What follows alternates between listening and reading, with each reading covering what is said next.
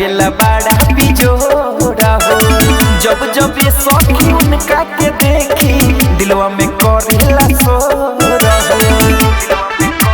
ए सखी सुना झाड़ी के जब चलेला हिया लागेला बड़ा बिजोड़ा हो। जब जब ये सखी उनका के देखी दिलवा में करेला सोरा हो। हमर बरसों के सपना साकार हो गइल। सुनो पहिले नजर में नचार हो गइल।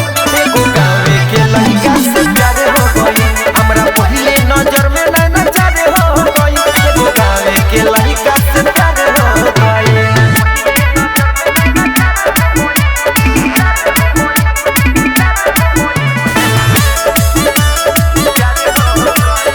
Music by Ajit Sinha.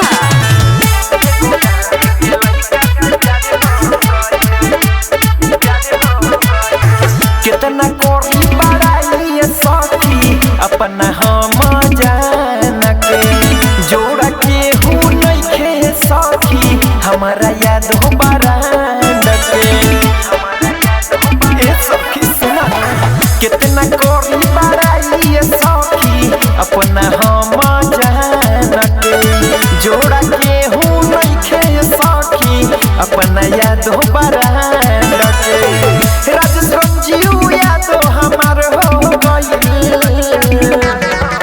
सुनो पहिले नजर में नचार हो गइल। एगो गावे के लड़का से प्यार हो गइल। हमरा पहिले नजर में नचार हो गइल। एगो गावे के लड़का से प्यार हो गइल। डार्लिंग रिकॉर्डिंग स्टूडियो ढाका।